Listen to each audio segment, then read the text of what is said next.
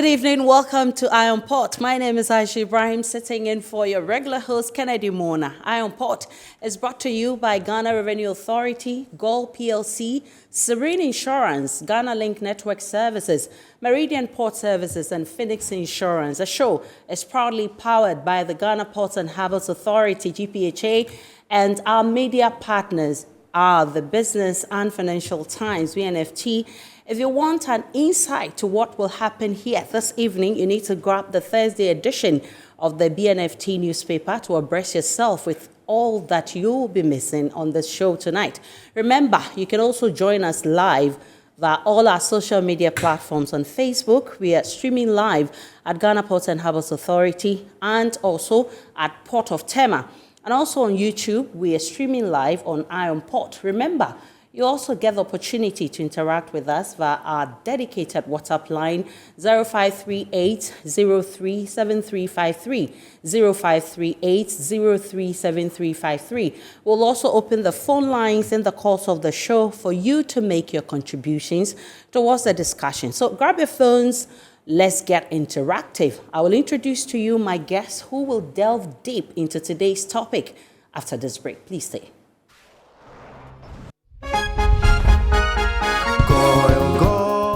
Energy brings you quality choices with Goil Super XP. Available in many Goil stations nationwide.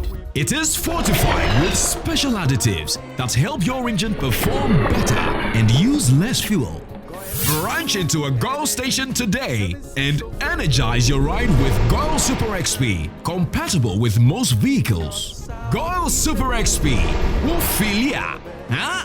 Will be feel. Goil, good energy. Yeah, yeah, yeah. Electricity, then pay your taxes. Yeah. Our taxes, our future. Because you see, without our taxes, we wouldn't have good roads, good schools, better hospitals, streetlights, and other very important social amenities. When we pay our taxes, we give our children free and quality education. Talga, my money too small. Why should I pay my tax? Look, small. Salifo, it doesn't matter how small or big your business or income is. You still have to pay your taxes. The little taxes from each and every one of us, when put together, could give your community clean water or that deprived school with tables and chairs. Please pay your taxes. It is your responsibility. It is your civic duty. It is the law.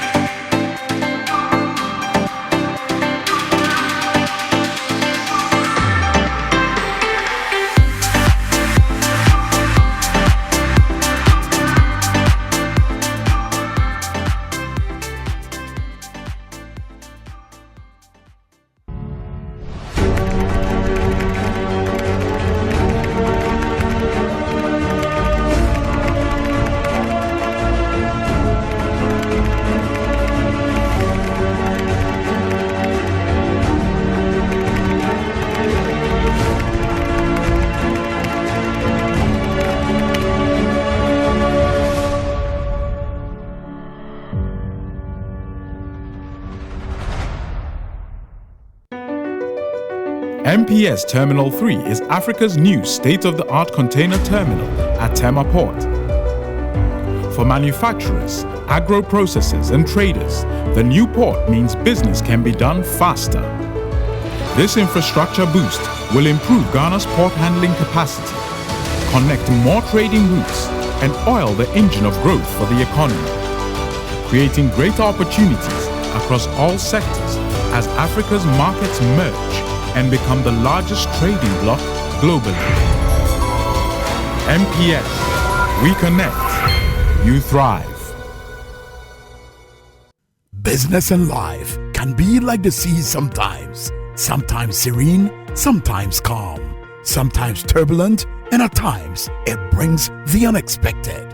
However it is like, trust Phoenix Insurance for your home, car, business, and marine insurance needs. Call 0302 246 319 or 0243 690 492. At Phoenix, you experience a delightful service delivered with wisdom.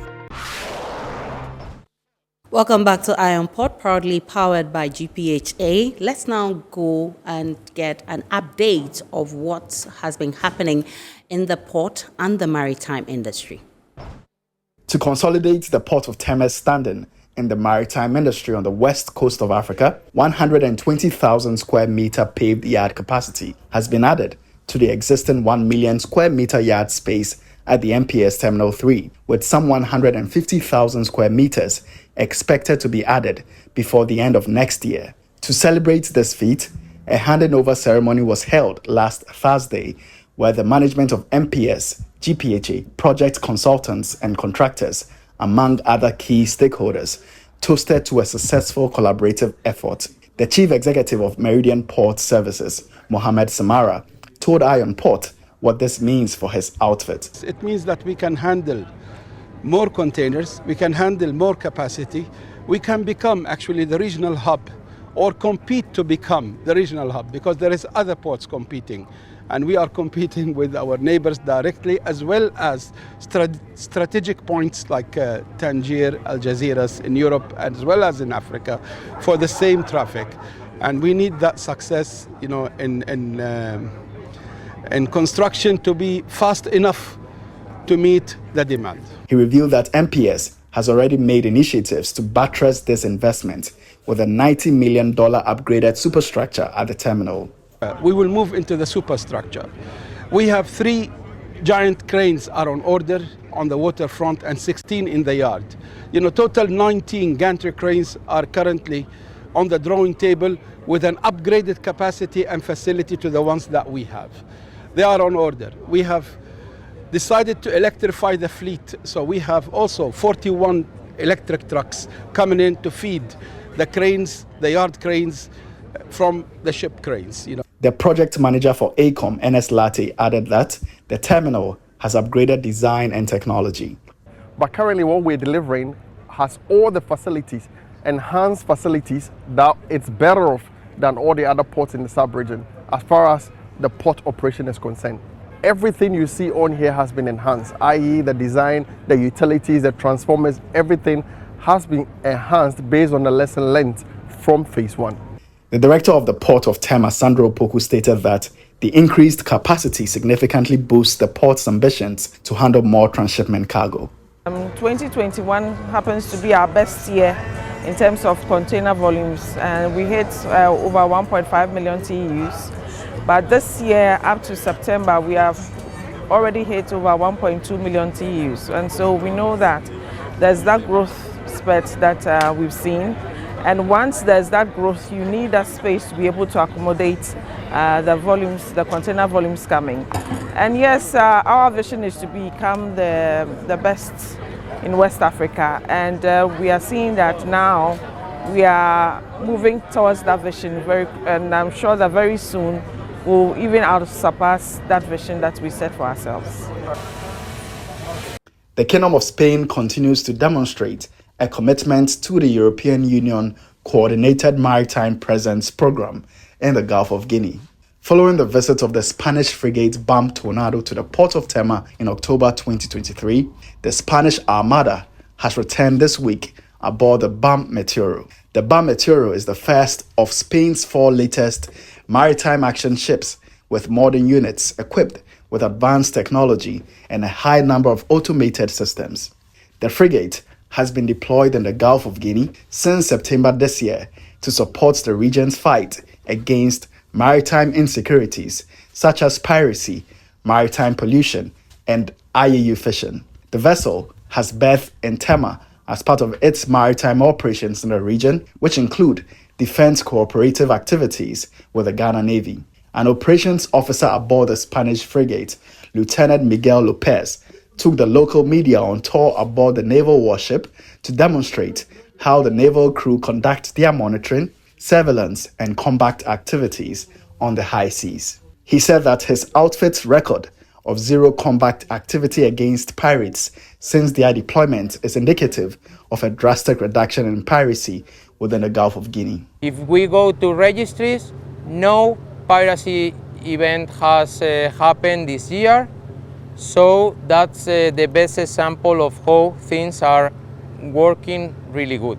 If we go to 2020, for example, the Gulf of Guinea was an area of high risk, even more dangerous than Somali waters. But right now, you and all the force mate have achieved to reduce it so much. And the ambassador-designate of Spain to Ghana, His Excellency Angel Losada, said his country is committed to ensuring that bilateral relations with Ghana are strengthened through these measures and more in the future.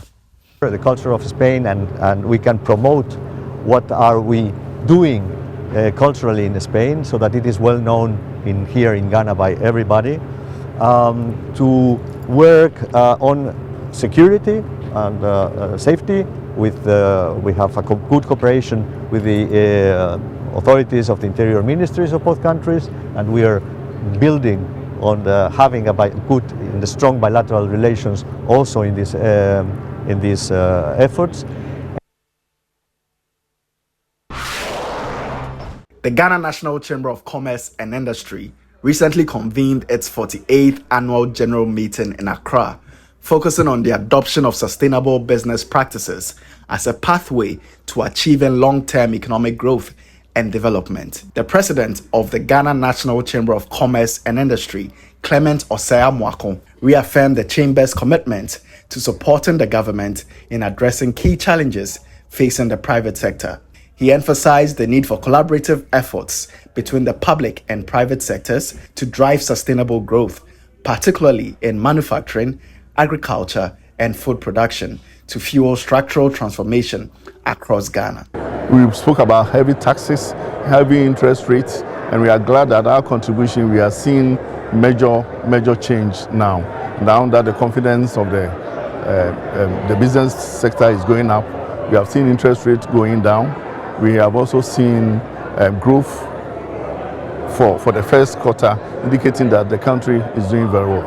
And these are some of the major things that we sought to do, and we're able to do that. All right. Delivering the keynote address, Michael Bozumbil, CEO of Petrosol Platinum Energy Limited, called on business leaders to prioritize building resilient and sustainable enterprises that will contribute to Ghana's and Africa's economic future, while acknowledging the challenges that can accompany sustainable practices, especially given the current lack of robust support systems for compliance businesses. He stressed the long-term benefits for those who persevere. To be able to promote long-term economic growth and development or have a sustainable economy, we must have indigenous or homegrown sustainable businesses controlling a significant part of economic activities, but working in partnership with foreign companies and leading the process rather than following, because we are talking about sustainability. He urged companies to prioritize regulatory and tax compliance, strive for excellence, commit to continuous improvement, and maintain transparency, integrity, and financial discipline to enhance their impact and foster sustainable growth across sectors. As a business, we must be useful to people. If a business is not useful to people, it does not earn the license to exist. Please, we have to understand that. Because businesses are built for the benefit of people, are sustained by people, and are destroyed by people. A business must thus be useful to people to earn the right to survive and grow sustainably in order to contribute to long-term economic growth and development.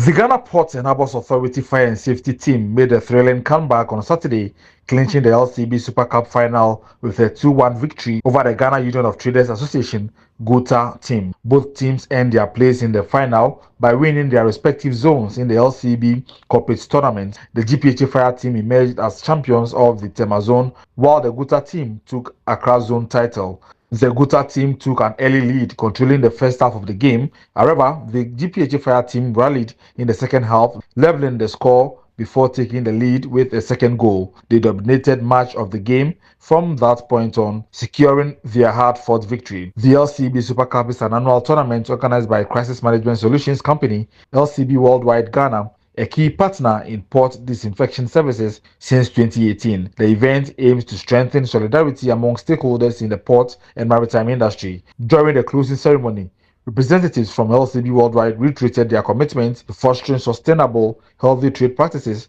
through strong stakeholder collaboration. Felix Segbeja, the officer of operations at LCB Worldwide Ghana, expressed satisfaction that the tournament's objectives had been successfully met. We've been able to achieve our objectives because at the end of the day, we wanted to encourage teams to be united, wanted to build teamwork, and most of us, most importantly, our health, to encourage good health. So at the end of the day, I believe we achieved all our objectives. Philomena Oklu, supervisor of operations at LCB Worldwide Ghana, shared their delight with the success of the Super Cup. GOTA emerged winners for the Accra and GPHA Fire also emerged winners for the Tema zone. So it's only fair that we had to organize the Super Cup to determine the champions of champions. And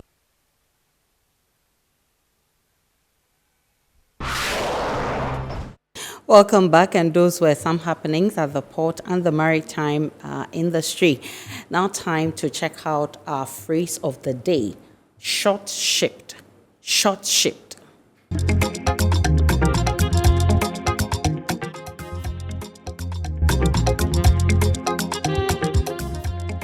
Short-shipped refers to cargo missing a vessel that it was originally intended for.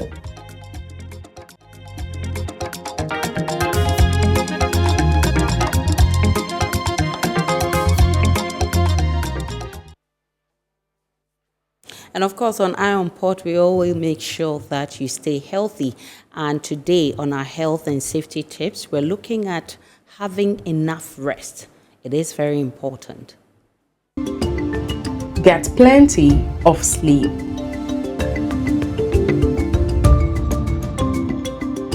Sleep is just as important as eating healthy and exercising, from improving your productivity and concentration to helping support your overall health. Getting the recommended hours of sleep per night can have a major impact on your well-being.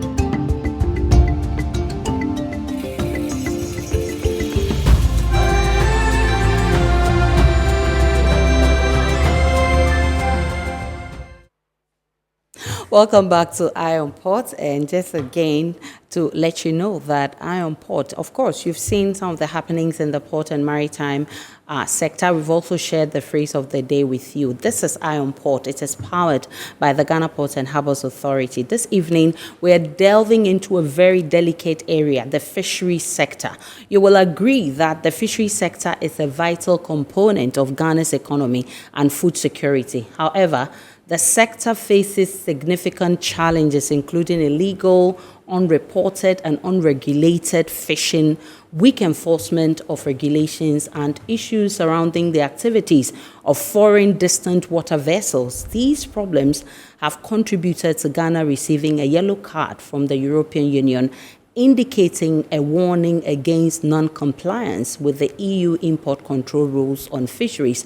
This yellow card threatens Ghana's access to the lucrative EU market, making it crucial to address these issues proactively. This evening, we are exploring how to remove the bottlenecks in the fishery sector and developments so far. I've been joined in the studio by Dr. Kwesi Aizi, who is a researcher, DWFV project, fisheries scientist, and lecturer, Department of Fisheries and Aquatic Sciences at the University of Cape Coast. I've also been joined by Lady A.C. Boda-Quason. She's Director for Marine at the Fisheries Commission.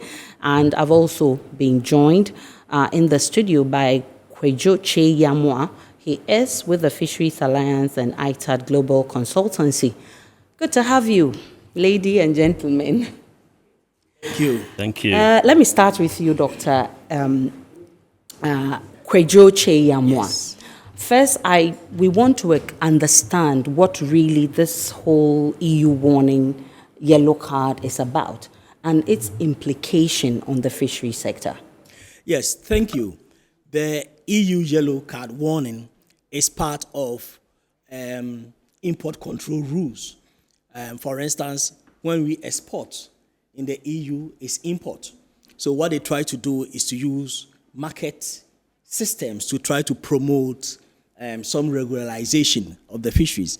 So yellow card is one of the warnings that is given if a country is not applying or complying with the rules that the EU Commission have set. So it's simple. In the game of football, when we are given a yellow card, it means that you are given a warning, and a red card means that sanctions will apply. That means you'll be asked to move off the game. So the EU carding is to give you a warning, indicating that there are certain compliance that you have some limitations. So you need to work at addressing it. So that is simply the process of EU carding as part of the import control rules that the EU applies. Definitely this would have implications. The implications are that if you do not act on the warning, then you are given the sanctions in terms of a red card. Then that is where the sanctions apply. Okay. But the yellow is a warning, so it should put you on your toes to try to put in the right systems and mechanisms, management measures in this case that we're speaking about, and even right legislation, and then the implementation of the legislation and the management measures. That is very important to address your warning, yeah. Dr. Izzy, you do a lot of research in this area. I want you to update us on the historical antecedent that has led the EU into actually issuing this warning. All right. So, good evening. Good evening to the cherished viewers. Before I respond to your question, please permit me to express gratitude to these people. I am referring to Professor Denis Walanyon Aheto, who happens to be the director for Center for Coastal Management, which is also recognized as the Africa Center of Excellence in Coastal Resilience. And then Dr. Kamal Dean, who happens to be the director for the Center for Maritime Law and Security Africa. And then to U.S. State Department, and then U.S. Embassy for sponsoring the DWFV project. Now, coming to your question. So, Ghana received the first yellow card in 2013. And it was as a result of the fact that there were some illegal fishing activities that were occurring in the waters of the country. At some point, there were some measures in place, talk about creation of new management plan that was developed, and then there was a new legislation. And so at some point, the card was lifted because of some measures that were put in place. So it was expected that the management strategies, the measures that were enshrined in the plan were going to be implemented satisfactorily. I think things did not go as desired. And so later, in 2015, you were yellow carded again. Ghana received a yellow card. And we are battling to ensure that the ban or the yellow card, the warning, is removed. Yeah. But let me be quick to say that the first management plan that was developed has been revised. So the first one was expected to span between a period of 4 years, that is 2015 to 2019. Now, it has expired, and so a new one has been developed, more or less has been updated, and it's expected to span between 2022 to 2026. And in there, I can attest to the fact that there are robust management measures that have been outlined in there. So when these robust outlined measures are implemented, I know it's going to go a long way to revamp the fisheries, and that the yellow card will be that brings me to the question about the challenges that the Fisheries Commission faces in actually regulating the sector. I mean, share with us what are the challenges, Madam Macy Quason. Thank you very much. Before then, let me add a little about the implication of the yellow card. Okay. Like he said, if you are not compliant, then you get the red card. And the red card will not permit you to export. Normally, we export tuna. Okay. So it will not allow you to export your tuna. And that will be the end of our tuna export today. And the UU is our biggest market, like he said. So that's the implication. If you are not able to remove the yellow card and you get the red card, you can't export your tuna anymore. Okay. Okay, for the challenges, I must say that we have few challenges facing us when it comes to the management of the resources. We can talk about overcapacity. We are battling with overcapacity, especially in the canoe sector, where we have about over 12,000 canoes. And the resource is not able to accommodate the kind of capacity. And this has led to overexploitation of the resources. And now we are battling with dwindling stocks. We can also talk about destruction of habitats, vulnerable habitats like the estuaries and the lagoons, and as well as pollution of the fisheries water. We can also talk about the fact that we are battling with illegal, unreported, unregulated fishing, and weak compliance and enforcement. So these are a few of the challenges that we are facing within the sector, making things a bit difficult for us. So what were the specific challenges that the EU actually mentioned in putting this yellow card tag on us? Yes, Ghana have had a yellow card before in 2013, as have already been discussed. But for this 2021 yellow card, there were a couple of issues that were in the EU announcement that was made. And then one of it was the issue of illegal transshipment. If you have heard the term cycle, it used to be a big issue. Now government has done well to resolve it. But in the EU yellow card for 2021, it was stated. Also, deficiency in monitoring, control, and surveillance. And monitoring, control, and surveillance is your whole operation to ensure that the laws are enforced. So if you have limitations or there are some challenges, it is seen because you will see that the illegal fishing is widespread and is not controlled. So you will notice from there. Then there were issues of some gaps in the legal or legislative framework that were not responding adequately to international obligations that Ghana has assigned to. Then also, there was the element of sanctions that were being imposed that were not deterrent enough. For instance, if illegal, unregulated, unreported fishing is supposed to attract a minimum of like 1 million fine, and the fines that were imposed by vessels that were duly, arrested and processed were below that threshold, it indicated that things were not going on well. So these are a couple of issues that were mentioned as part of the 2021 yellow card that we're still in Ghana. I want to understand the role of the Fisheries Alliance. I mean, how have you been collaborating with other stakeholders to actually deal with this challenge?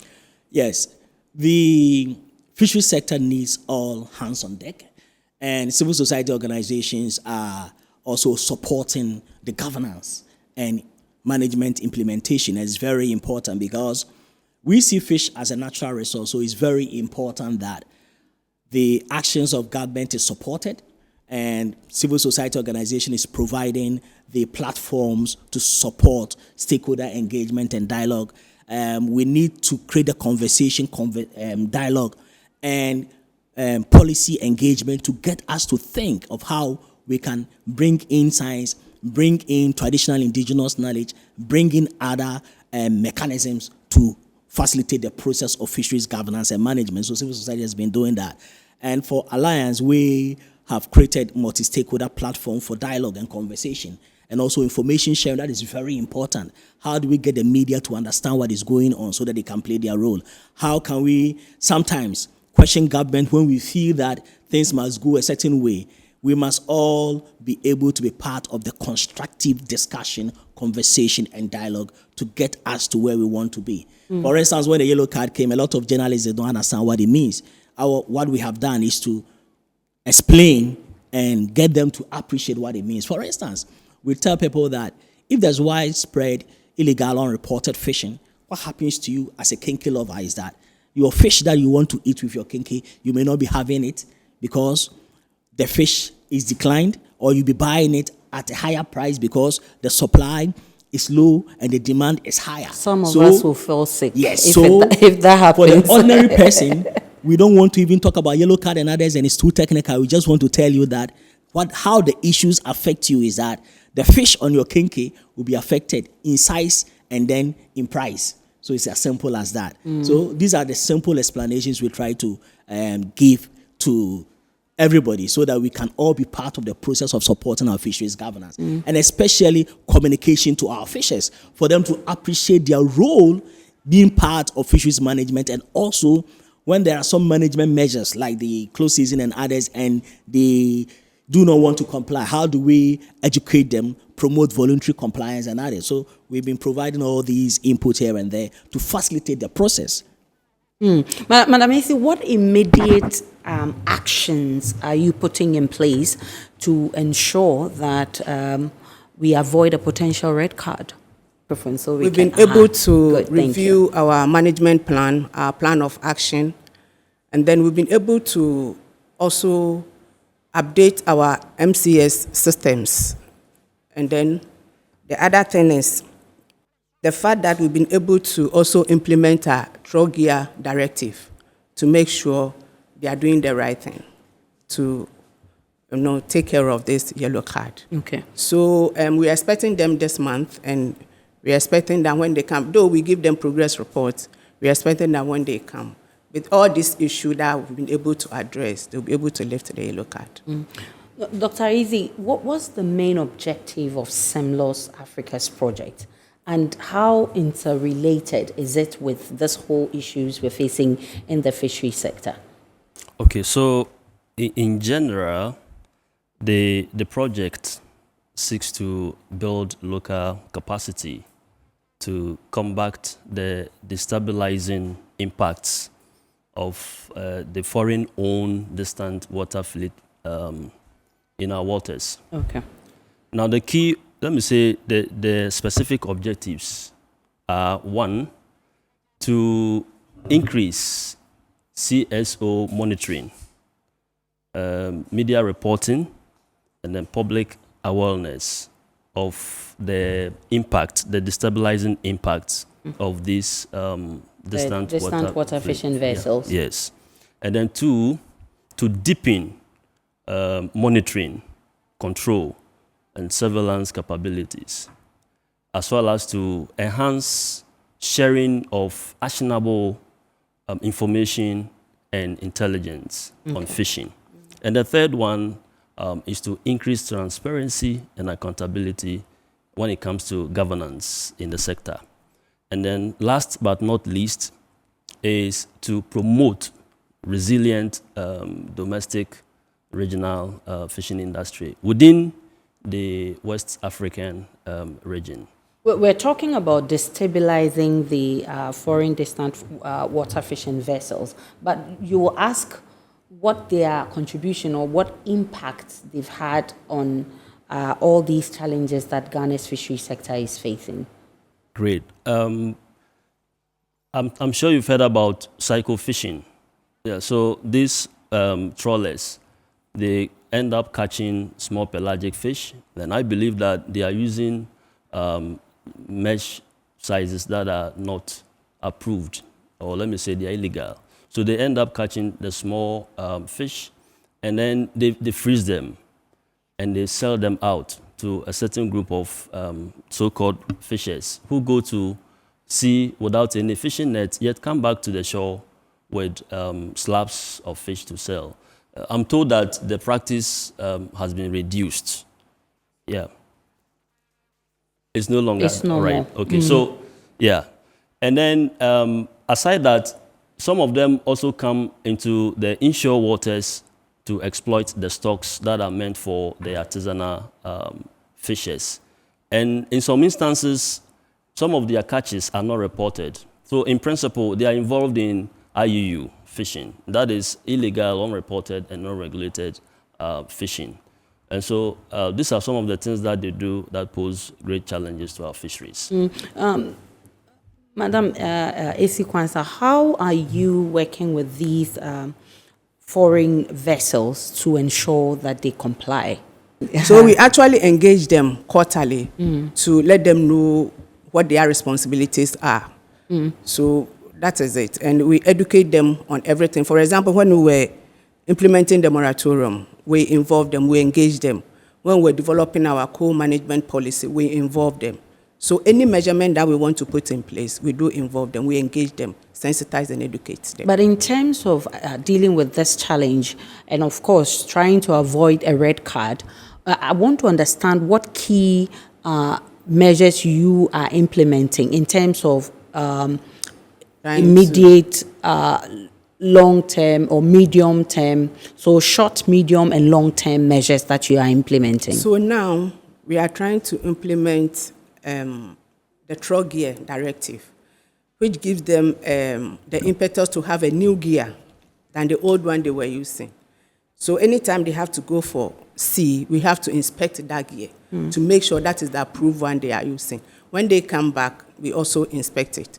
They also have VMS, they all have transponders on their vessels, so we are able to monitor them from the office. And the VMS, before then, we could not get full access to the tool.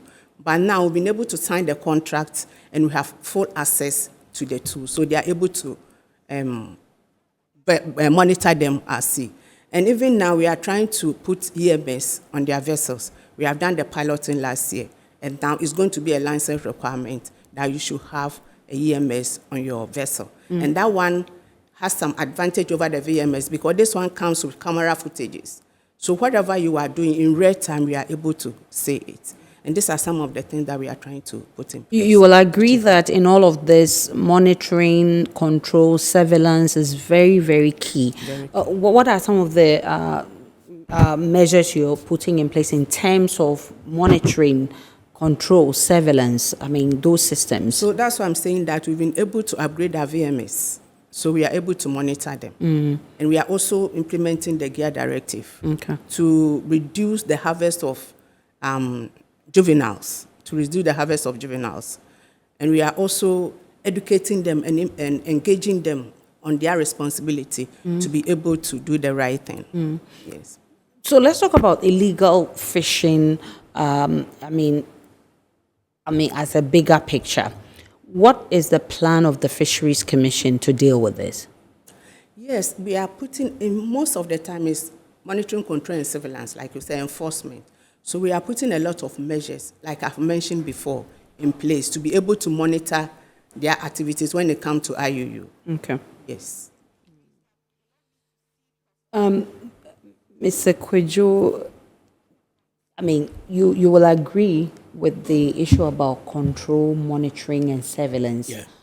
So far, what's your assessment? Yes, I think that since Ghana had the yellow card in 2013, there are a couple of things that were put in place. And one of the most important things was the establishment of the Fisheries Enforcement Unit. That's very good. Okay. Only that we have not allowed them to work effectively over time. That is why after 2015, when we had a green card, then now in 2021, we have a yellow card again.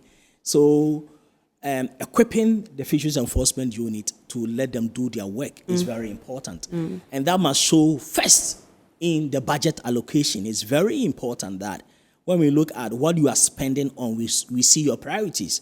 So for instance, if enforcement is taking about just around 3% of your budget, then your commitment is not adequate.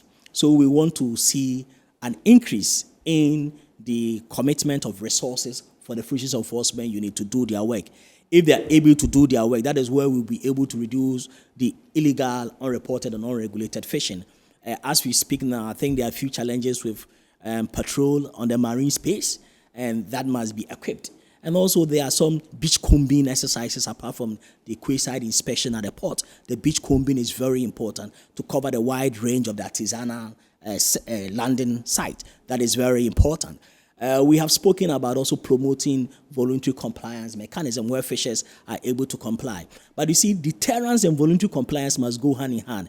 If I decide to comply and my brother does not comply, but he's still harvesting and nothing happens to him, the next day I'll join. So the level of deterrence must be commensurate so that people who are complying would also see that those who are recalcitrant are being punished. And then their compliance will be higher. So when that balance is not there, then we see the challenge of the widespread. But let me add that a lot is being done by the government and the Fisheries Commission, and want to applaud them, especially processes to address the yellow card. Only that some of us felt that it should have been faster, because we are in the longest yellow card as we speak now. When we had it in 2013, by 2015, we had put in a lot of measures to address the yellow card. From 2013, we did the Fisheries Amendment Act in 2014. We did the Fisheries Regulation in 2015. We did the Marine Plan, National Plan in 2015. We also did a National Plan of Action in 2014. And then Fisheries Enforcement Unit was formed in 2013. That is very good. After 2021 yellow card, we are doing a revision of the legislation, which is ongoing. We have had update. We also have the Marine Management Plan 2022 to 2026. We also have the National Plan of Action against IUU, which is a very good document, but the implementation needs to be on course. It has everything to address our illegal fishing and unreported and unregulated fishing. We need to pick back that document because it's 2021 to 2025 and we are still within the period. So I would wish that we revisit that National Plan of Action against IUU and put that to the fore and ensure that we put resources in implementing it. We want to commend government for the vessel monitoring system and even improvement in automatic identification system, AIS. And then also there's improvement in EU catch certification process, which is also very important for this yellow card. And then the piloting of the electronic monitoring system is also very good. And the ministerial directives, several of them, including the gear modification, which is also very good.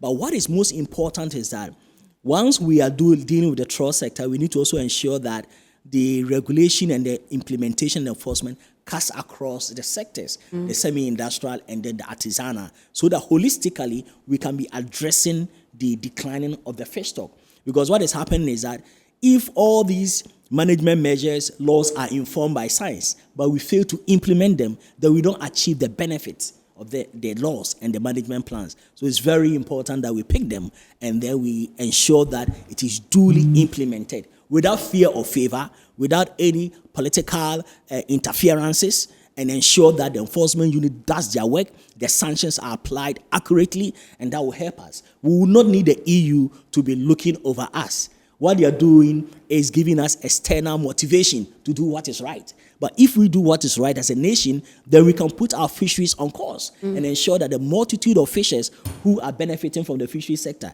and for us who are also consumers, will have the fish on our table and will be happy. Of course, we'll be happy. But in terms of aligning Ghana's fisheries regulation to match with international standards, are there, I mean, you've talked about a few, but specifically, are there some policy reforms or legislative changes in progress? Yes, I've mentioned a couple of them, including the revision of the fisheries law, which is very important. And also the management plan is in place. That is very good. But what is also most important is that we need to improve our data. Data is everything. For instance, one of the things that EU is looking at is traceability. And with that data, you cannot improve traceability, and it's very important. For instance, one of the elements of illegal, unreported, unregulated fishing is the unreported. And when you don't have good data, you may not report or underreport or misreport. And then your information will not be in line with what the European Union Commission is also monitoring. So data is very important. And for our data, it is very good that, for instance, if you know how much fish stock is there, then you know how much fish is being taken off by landing, and you know how much of that is affected by IUU. Then when we are putting in measures, we can be specific. This is all data as to how much percentage are we addressing when we address IUU. How much percentage are we addressing when we are looking at moratorium, reducing the capacity, and then how much is the environmental factors, pollution, climate change, and others also impacting on fish mortality. So the data is important and is the core and should be the heartbeat of fisheries management. So we need to improve our data, which is very important for this process. Dr. Easy, let me bring you. Okay, quickly. What we are trying to put in place. Sure. I just forgot to mention the fact that we have a fisheries monitoring center. Okay. That is operational 24/7. Yeah, so that one too is in place. And the fact how that we effective has it been over the period? It's operational 24/7. We have staff being on night duties and trying to monitor. And another thing is the fact that we collaborate with regional bodies like FCWC to do this monitoring when it comes to IUU. Yes, and the fact that government is trying to acquire patrol boat for us to do sea monitoring. Okay, so in talking about monitoring, surveillance, and all of that, we also want to talk about accountability and transparency. Do you see gaps in Ghana's maritime sector in terms of accountability and transparency? Yeah, to a greater extent, yes. If you look at the monitoring system, maybe it's now going to be robust, but for some time now, it has never been all that robust to capture the illegalities that occur at sea. So I think that more needs to be done. I don't know if it has to do with infrastructure. You need more pieces of equipment to keep track of these illegalities. And then it is important that when the offenders are caught, they should be made to face the full rigors of the law. I've had an instances where some people are caught and at some point they are left off the hook. And so that is very worrying. People should be made to face the law when they are arrested. And then if it's about court proceedings, it should be made clear to the public so that the people can follow whatever is happening. And then talk about the websites. The website of Fisheries Commission or MOFAD, there should be regular updates of whatever is prevailing in the sector so that it will enable us to follow exactly what is happening in our sector. I must indicate that, well, Fisheries Commission, they are doing quite well, frankly speaking. MOFAD, they are doing very well. And it's as if I'm also part of them because I chair a certain committee which is part of the FC. But all in all, I think we are making progress. In which areas do you recommend that the Fisheries Commission up their game so that we can avoid a potential red card? It is all premised on enforcement. When the enforcement is high, it's expected that there will be high compliance. And once the people are complying with the rules and regulations, I know that the fisheries sector is going to be improved. Yeah, that's interesting. But from SEMLOS, you've been working hand in hand, and then you say you are even on the board, one of the board, and then you've been monitoring all these how things have been unfolding, and then you talked about the foreign vessels. Do you have some recommendations as to how we can also get these foreign vessels to comply? Well, I think it has to do with licensing. They should be properly licensed, and then their activities should be well tracked. Whatever they are doing should be well monitored. I think when you go by this way, it will go a long way to help the industry to improve. But I don't know, maybe it's an opportunity for me to say this. SEMLOS, in collaboration with Center for Coastal Management and then Ghana Fisheries Recovery Activity, we have been able to develop a training manual on MCS. Okay. Yeah, and assistance, in fact, we are using it to train the officers. SEMLOS, that project, DWFV, we are looking at certain countries in West Africa. Talk about Cameroon, Benin, Ghana, Ivory Coast, Sierra Leone, Senegal, and Mauritania. At the moment, some training has taken place in some of these countries just to train the enforcement officers. Yeah, and so we are heading somewhere. Let me put it this way, and let us not forget that these stocks we share them. Fish in plural, they do not need visas to go to other places. And so if you want to focus on Ghana, remember, they may migrate to other places that they will be subjected to overexploitation. So it is important that we look at the regional terrain. So SEMLOS is trying to train a lot of people within the region to ensure that our fisheries are well improved and managed. An amazing question. Do you receive enough support from government in trying to actually make the sector efficient? They are trying to get us a patrol boat for us to be able to do assay monitoring. And also, the government helps us to review our legal framework with the Regulation and the Fisheries Act. So I think we receive enough support from them. All right. This is Iron Port. If you just joined us, it's Iron Port. I've told you that we've been sponsored by a lot more people. Serene Insurance, Gold PLC. It's powered by GPHA. We'll take a break. When we return, there's more in this conversation for you.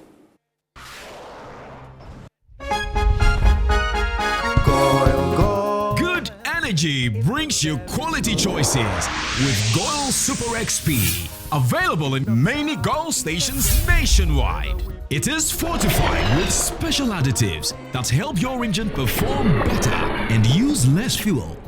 Branch into a Goil station today and energize your ride with Goil Super XP, compatible with most vehicles. Goil Super XP, Wufilia, huh? Wubefil. Goil, good energy. Yeah, yeah. Electricity, then pay your taxes. Yeah. Our taxes, our future.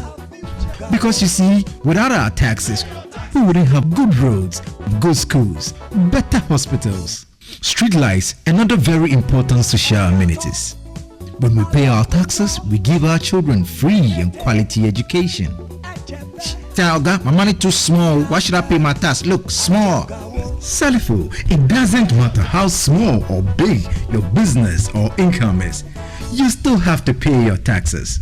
The little taxes from each and every one of us, when put together, could give your community clean water or that deprived school with tables and chairs. Please pay your taxes. It is your responsibility. It is your civic duty.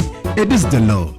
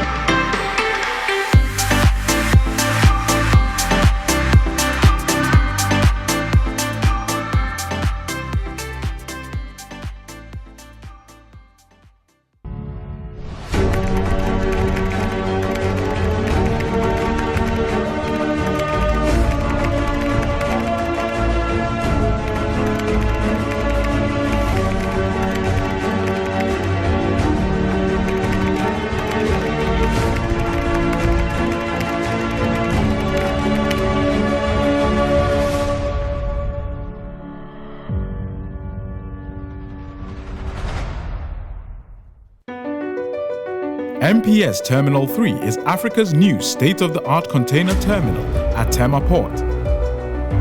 For manufacturers, agro-processors and traders, the new port means business can be done faster. This infrastructure boost will improve Ghana's port handling capacity, connect more trading routes, and oil the engine of growth for the economy, creating greater opportunities across all sectors as Africa's markets merge and become the largest trading bloc globally. MPS, we connect, you thrive. Business and life can be like the sea sometimes. Sometimes serene, sometimes calm, sometimes turbulent, and at times it brings the unexpected. However it is like, trust Phoenix Insurance for your home, car, business, and marine insurance needs. Call 0302-246-319 or 0243-690-492. At Phoenix, you experience a delightful service delivered with wisdom. Welcome back to Iron Pot, and I'm here with my beautiful lady and gentlemen. We've been having a very interesting conversation on the fisheries sector and the fact that if Ghana is not careful, we may get a red card from the EU. That will be dangerous for you and I, especially those of us who love kinky and fish. I want us to understand what really the ministry can do, because you want to balance the needs of fishing, and then at the same time you want to control or ensure that people adhere to regulations in the sector. I mean, how do we balance these two? Yes, the balance is very important, but we need to understand that our fisheries sector, we have not managed it effectively and with the radical approaches that we needed over time. Okay. So when you want to concentrate all in a certain small time space as we speak now, then you need more radical attempts to do that. Okay. I would say that the government is on course. Earlier on, my friend Howard said they have all the support, but I beg to differ. When you check the budgets that are allocated for them, even after they go through the process and Parliament approves their budget, less than 40% is what they are receiving. And if you're receiving less than 40%, you may not be able to adequately do what is there. Now, if you pick out the role and the funding of civil society and donor development partners from what the Fisheries Commission is doing, the resources is gone. So we need to encourage government to ensure that adequate budgets are made available for operations. Is very important. I know she cannot say that, so let me say that for her. But it's important that, as we have spoken about, implementing the laws through the deterrence mechanism, enforcement, good sanctions, and ensuring that there is no favoritism and no interferences. We also need to bring on board the public. A lot of public awareness must take place for public to understand. For instance, certain management measures, for instance, if you are doing moratorium, people may not understand why you're doing that. If you are doing closed season, some people may think we need more fish. Why are we closing? So we need a lot of the education around this. Then also, for the artisanal fishers themselves, we need to ensure that, for me, I say that there is need for some governance interaction to ensure that it go beyond just the leadership who are participating in the discussion to more mobilization of the grassroots and then training them, building their capacity, support the action. Because you see, the individual fishers on the field, they are those who are going to fish and they are using all these illegal fishing gears here and there. And sometimes most of the leadership are not directly involved in the day-to-day fishing. So we must look at bridging the gap from the governance interactions at the top to the grassroots. Is very important. But it's also important, as have already been said by Evans, the improving the reporting mechanism and sharing of information is so important that academia, civil society, media can all access this information. Then we can also contribute our ideas. Because you see, I always say this, fisheries is a natural resource and it's for all of us. It's only heard on our behalf by the president through the ministry. True. So we all are all stakeholders. We all have a stake. So we must be part of the process. It's very important. Then the issue of capacity building is so good because it talks about the competence. For instance, a fisheries enforcement officer can be on a field, but if he does not have the capacity to know what is illegality, that is an issue. I have had an issue where I have spoken to and done some training for fisheries enforcement officers, and I said, look, you get out there, you are looking for illegal nets, so as soon as you see a monofilament rubber net, you jump on it. But a lot of multifilament nets that have small mesh sizes, which is more dangerous. So you don't have to be selective. It boils down on the competence, and it's very important in that regard. And especially the adjudication process, the prosecution chain. You need to ensure that the actors are more trained, they are more equipped, so that they understand the implication of using obnoxious substances. I remember some time back, I was making a delivery at a presentation to judges, and I said, if somebody used this type of chemical to fish, and then you eat the fish, as a judge, this is what happens to you. You may die, you may fall sick.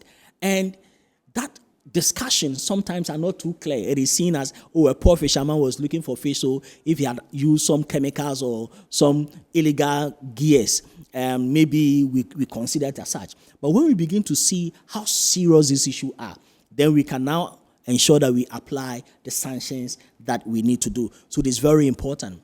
But the other point is that we need to ensure that the systems and structures work without any interference whatsoever. If they do so, we will see a lot of progress in our fisheries management processes and enforcement. And a lot of these things that already the AU have listed in the yellow card, will be able to address them, and we will not be afraid of the sanctions of a red card. So that's very important that we get to appreciate these processes and allow the system to work. Dr. Easy, what's the role of technology in all of this? Well, I must commend EGF. They have been able to develop an app. They call it DASI. Okay. DASI. And it's expected that it will be rolled out, that will be used by fishers, so that when they go to sea and then they see any illegality, they can record that, and then that information can be transmitted to the Fisheries Commission, so that they can act on that. So here, technology has come to play. And so I'm expecting that that app will be patronized, and that the systems will be put in place to ensure that the transmission becomes swift. And that when Fisheries Commission receives the information about the offense, they will not relax, but do well to prosecute whoever is involved. Okay. Yeah. And then you were talking about electronic monitoring systems, where I think it's being piloted. The EMS, yeah. Where you have videos on board the vessels. So whatever they are doing, you're recording. Being recorded and being monitored real time. People are watching. Okay. Yes. And I think that should be scaled up. I don't know. It was being piloted, but it needs to be scaled up. Yeah. Where by end of first quarter next year, we'll be able to roll it out fully. Every industrial trawler will have that on board. Device on board. Yes. Yes. So again, here technology is doing wonders. Okay. Because it has become license requirement. Okay. Yeah. So without the EMS, you'll not be able to get your license. So for this small-scale fishermen, is there any support to help them transition into this sustainable fishing practice we're all talking about? Yes. Currently, we are implementing the moratorium where we are trying to reduce efforts to close open access to the fisheries. Now we are also trying to come out with reclassification where we put the canoes in categories. So they are kind of, we don't want to talk about it now, but we are trying to reclassify them and put them in groups so that we'll be able to reduce pressure on the resources. Okay. And we continue to educate and sensitize them to do the right thing, to be compliant. Okay. Some of these laws. Okay. Yeah, it's a bit difficult, but we are doing our best. Yes. So we are all talking about sustainable fishing practices. You and I know that. Excuse me, and aside that, we just finished our gear audit in the small-scale fisheries. So very soon, the gear directive will be extended to that sector, including the canoe and the inshore. Okay. So the point I was making, Mr. Cheyamwa, we've been talking about sustainable fishing, and we know it doesn't just come. We need to put in a lot of efforts. You've mentioned some of the efforts that we need to put in place, and even where there are laws, implementation has been a problem. What are the incentives needed to actually make sure that we are playing along as we want sustainable fishing? I mean, we want to be there, do international standard, but what are the incentives? Yes, most importantly, we need to, of course, ensure that people have the information. Information is very important. Why is it that I will have to stop doing this and do that? What is in it for me, the medium term to the long term? That information must be available. It's very important. The other thing is that we need to look at also our legal regime and the implementation. We seem to punish offenders, but mostly we do not have incentives for the good behavior. You need the two. So even though we have awards that are given, largely, it's not largely reflective. So we had been saying that, look, when we are putting in subsidies, we must make sure that the subsidies go to the good fishers.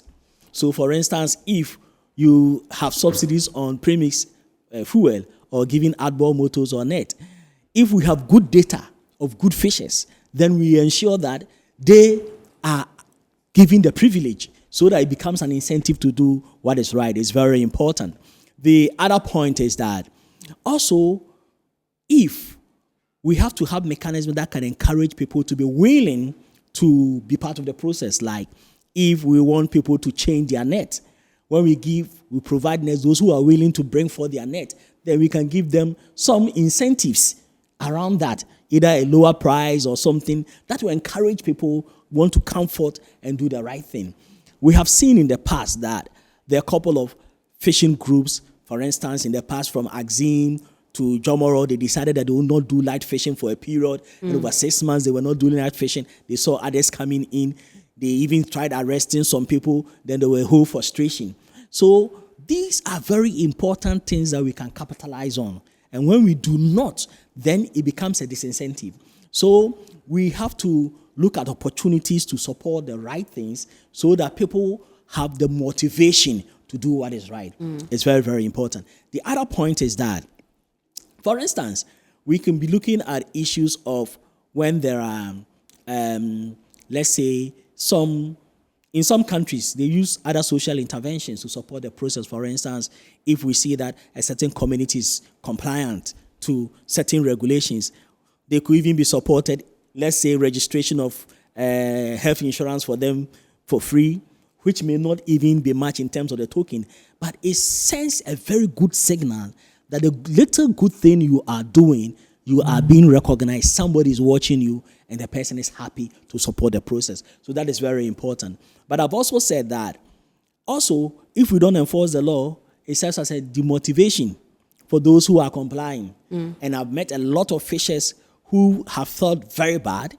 They are not using light fishing, they are not using others, but others are using, and they are not being arrested. So they feel that they are being punished for not doing the right thing, or they are being punished because they are good fishers. And that must not be the communication that we are sending forth. So these are the incentives that can really help in that regard. Then I would also encourage the ministry and the commission to be doing a lot of interaction with fishers off the normal ways that we do. Go to beaches, interact with them on a regular basis, and ensure that you are listening to them, you are talking to them. That brings you closer to the majority of fishers on the ground. Because you see, I always say this, we are not managing the fish. We are managing the people who do the fishing. And in managing them, you need to ensure that your rapport with them, your interaction with them, your relation with them is very close. And that is where you can have them on board to be very progressive. But importantly, the fisheries co-management is a very important incentive where fisher folks are part of the management, and then we must have some incentives through them. And that is why we have spoken that if we are giving premix and there is a levy, the benefit must be tied to co-management. If it's not tied to co-management, there is no incentive to promote fishers participating in fisheries management on the ground. So whatever we are putting in terms of subsidies and others, we must make sure there's a direct link to an incentive to be part of managing the fisheries. And that gives them the willingness to be part of the process. Okay. So, Dr. Izzy, in all this EU yellow card that we're talking about, in terms of our international trade partners, does it have any implication with other international trade partners that we already have a yellow card? What are the implications? Well, so when you are given a yellow card, what it means, as explained by Jay, it means if you don't put measures in place, at some point you'll be given red card. And so your seafood, which is expected to be exported to other countries, will be prohibited. I mean, you will not be given the chance to export your goods. Okay. And it will go a long way to be a challenge to your economic growth, because you derive economic benefit from exporting fish to other countries. So, and then you see, EU is not just one country, a couple of countries. And so if your products are being prohibited from being transported there, United States of America, equally, your goods might not be, exported there. And so international market, you may be let down, and that will go a long way to affect your economic growth. Yes. Manamesi question, as we speak, have we started seeing signs that our other trade partners are kind of maybe... Oh, no. Okay. No, we are still exporting our tuna to the EU countries, and it's fine. See, the yellow card is just a warning. Okay. So we don't have problem exporting our tuna to the EU country. Do we have timelines? Has the EU given us timelines to make sure we deal with our challenges? That is the issues that were identified. We have to address them, which we have. Okay. So like I said before, we are meeting them this month, and we are expecting that, though we've been giving progress reports, so they know what we are doing. And we have been able to address all the issues. So we are expecting that when they come, they'll be able to lift the yellow card off Ghana's head. Yes, so we are talking about EU, and then we are putting in reforms to ensure that they don't ban our products from going out there. But also in putting in all these reforms, how are we ensuring that it's also the local fishermen also benefit, and not only, focusing our minds on foreign interest? Like I said, it's only tuna that we are able to export. The others are just, I think, on regional basis, maybe smoked fish and all of that. Okay. But how many people will even want to take tuna in Ghana? That's another question. How many people want to take tuna? Yeah. So most of the tuna go out because we are not able to patronize it here in Ghana. But we are trying to convince them, or trying to sensitize them to do regional with this free zone, African free zone trade. Okay. We are trying to let them find other markets within West Africa where they can do their export. But even the first time, they wanted to see if we can even get other markets outside Africa. But realize that even if you go to Qatar, it will end up in European markets. Okay. So that had been the issue, or that had been the challenge. They're trying to find other markets. But locally, people don't really patronize tuna. Yeah. We are trying to get market within West Africa countries. If we are able to do that, then it will help. Otherwise, the European market is the biggest market for Ghana. So, Mr. Chairman made mention of he made some recommendations that we can do to actually improve our sector. In all of this, I know education also plays a key role. Where have you gotten to with that, or what's the plan? To educate people. To educate the local fishermen especially. We do a lot. Like I said before, we engage them on quarterly basis, where we discuss issues pertaining to the industry, where we have to sensitize them, where we have to motivate them. Just recently, we did Responsible Fishing Award to award those who are doing the right thing. So we educate them and we engage a lot. Okay. So I think we are doing our best educating them to know their responsibilities when it comes to sustainable fisheries management. Okay. So what's the take home? What's the guiding principle from now, after we've gotten this yellow card, to ensure we don't get a red card, and even in future, even after resolving our issues and EU okays us to say that they've taken the yellow card tag off us, I mean, what can we do to ensure this doesn't recur in future? Yes, it's very important. Some of us were amazed that in 2013 we had a yellow card. We put in system. 2015 the card was moved off, and then in court we went to sleep. What it meant is that we couldn't continue with the measures and implementation of the things that we put in place. And the same recommendation I'll give again is that the revision of the laws is good. The management plan 2022-2026 has a lot of good things. Some of us are tracking the implementation, and we are not too happy with the implementation because we expect that in 2024, going to 2025, we should see close to 60 to 70% of the things being implemented, so that at least in 2026 you can be monitoring all the things that you have implemented. So if the pace of implementation is slow, you start slow, it affects us. So that is one thing. I've already mentioned the National Plan of Action on IUU. Very good document. We should put that to the fore and ensure that we are implementing that. For instance, the consultancy firm that I'm working with, the Hectares, is an EU-based consultancy, and we are looking at the European Union import control rules. And it's very important because we are looking at how is it making impact in certain countries. For instance, in Ghana, how are we responding?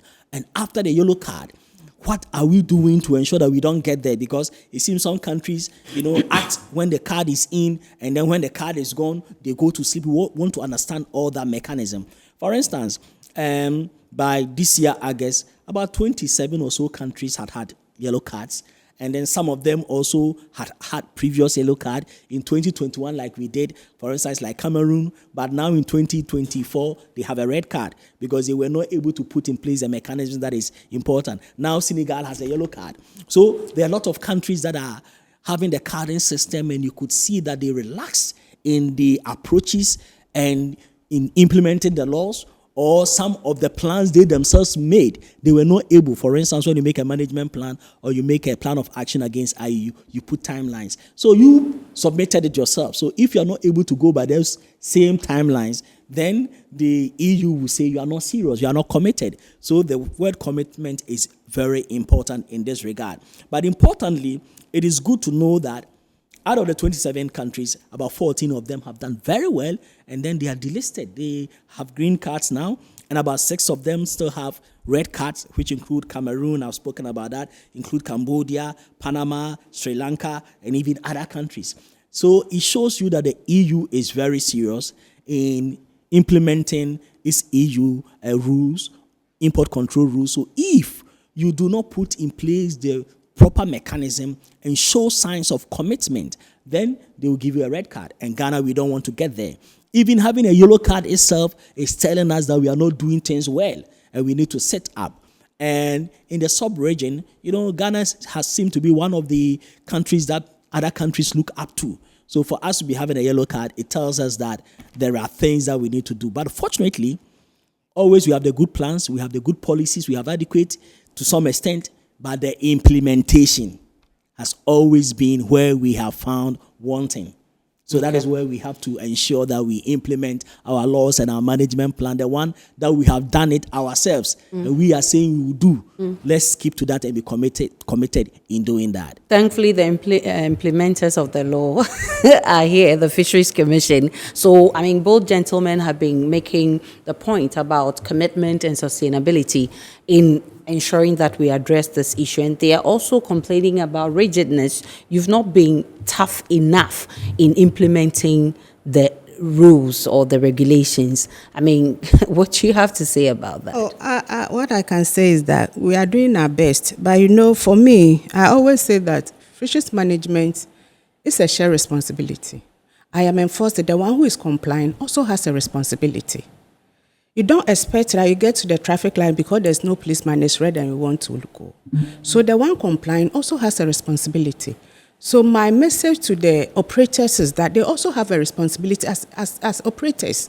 They have to comply with some of the rules or all the rules that we are trying to put in place. And the fact that we are also trying to develop our aquaculture sector, we want to encourage people to go into aquaculture for us to be able to bridge the gap between supply and demand. And we are rolling out this aquaculture for food and jobs, and we expect that people will take opportunity and then go into aquaculture for us to be able to bridge the gap, because we are having issue with capture fisheries. Okay. So for me, I always say that sustainable fisheries management is a shared responsibility. They also have a responsibility. So just by way of recapping what you've done so far since the yellow card tag was placed on Ghana? I mean, for the sake of our viewers. Yes. Like I said, the issue they identify, will be able to address all of them. The legal framework has been reviewed, including the Fisheries Act and then the regulation. We've also been able to upgrade the MCS systems. Now we are also implementing, or we are trying to roll out EMS to also support or complement whatever we are doing. We've also been able to review our National Plan of Action against IUU. Right now we are implementing the Posted Measure Agreement also as part of our trying to solve a yellow card issue. And we've been able to also review our management plan, which is 2022 to 2026. And we are encouraging operators to be compliant enough for us to be able to be off the yellow card. And then we also have our Fisheries Monitoring Center established, which is 24/7 operational. Okay. Let me add and commend the government for the electronic monitoring system. It is basically giving us videographic and photographic evidence, rare time, of whatever it is happening on the fishing vessel, so that it could be monitored, so that you don't rely on human beings to do the monitoring. So the electronic monitoring system is a very good improvement of providing eyes and ears on fishing vessel, and we want to commend government for that. And we hope that we can, have the full operationalization on all vessels. Grateful for your time, lady and gentlemen. You want to add just briefly? Yeah, there is this outstanding issue that has to do with Chinese fronting, that's Ghanaians fronting the Chinese to own vessels here in Ghana. Meanwhile, in principle, the vessels do not belong to the Ghanaians, but the Chinese. And they end up destroying our waters. So if measures can be put in place in such a way that in Ghana, the captains will be given the opportunity to buy vessels and then pay in installment, so that you can own our vessels. More, you call it indigenization. Have our own vessels. And then let me also quickly add that Ivory Coast. Okay, briefly. Ivory Coast and Cameroon. Cameroon has been given a red card because they are not putting in the right measures. Okay. Côte d'Ivoire, they are doing well. I think as it stands, they have not been given any red card because they are doing well. So you can learn from Ivory Coast and then do better. All right. That means that there's a lot of work to be done by the Fisheries Commission, because we don't want to get there. So, Madam AC and your team, you have a lot of work to do. AC Bodakwan's Kwasin is Director for Marine, the Fisheries Commission. Dr. Kwesi Aizi is a researcher, DWFV project, fishery scientist and lecturer at the Cape Coast University, and also Kwejo Che Yamwa also joined us for this discussion. I'm grateful, gentlemen and lady, for tonight. My name is Aisha Ibrahim. This has been Eye on Port, powered by GPHA. Have a good evening.